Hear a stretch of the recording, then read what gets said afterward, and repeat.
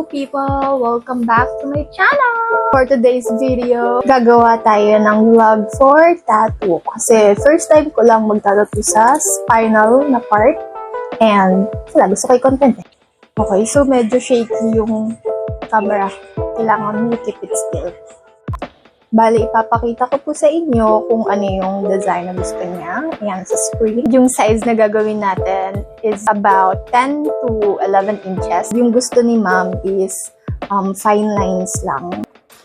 Sa mga makakapanood po ng vlog ko, I'm just a newbie. Please don't judge me. Isa din po ako sa mga gusto pang matuto araw-araw. Kaya samahan nyo na ako gawin ng vlog na to. Let's go!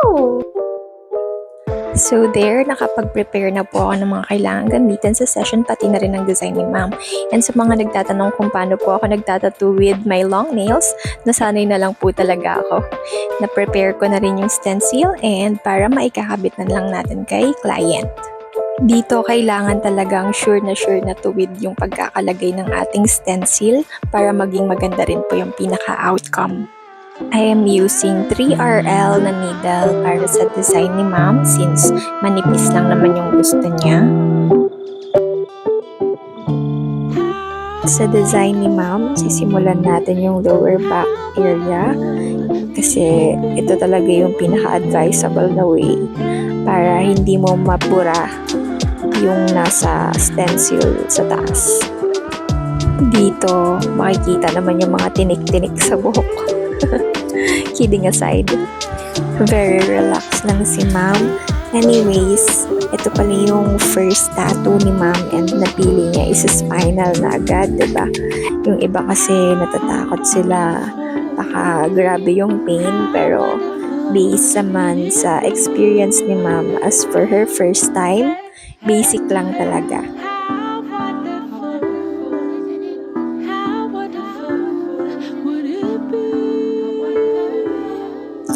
Ito nga palang design ni ma'am is customized. Meron itong water lily, which is yung flower na nag-represent sa zodiac sign na Pisces. And symbol naman ito ng Aries. And meron din itong kasamang unalome. Kaya sa mga nagtatanong if we do customized design like this, yes, we do po. Mag-send lang po kayo ng reference and we'll do the thing na po. Sa part naman na to, medyo pigil hininga talaga ako kasi fine lines, kaya kailangan focus. Magkamali ka lang ng hinga dyan, pwede kang lumagpas. Alam ng mga artist yan.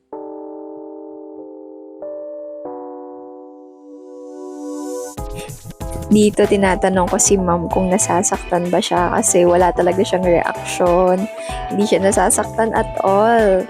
Very tolerable daw yung pain and lalo na magaan lang din naman yung kamay ko, gentle lang. I always try to be gentle lalo na sa mga client kong first time lang nila sa tattoo kasi nangangapa pa sila sa pain eh, wala pa silang idea. So, yeah. Ito naman yung sinasabi kong water lily na flower.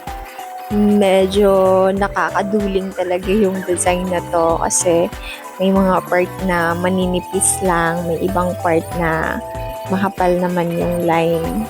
Kaya focus talaga.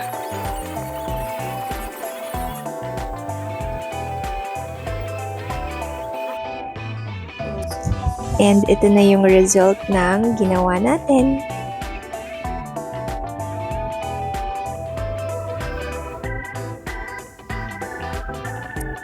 Medyo namumula pa talaga yung sa taas na part. Kasi ayan yung pinakahuling ginawa and maputi talaga si ma'am.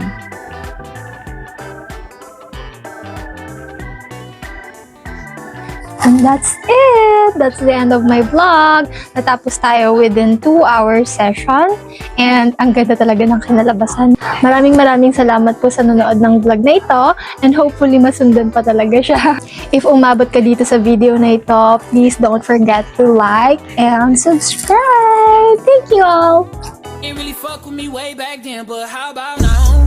Cause I'm up right now, and you simply suck right now.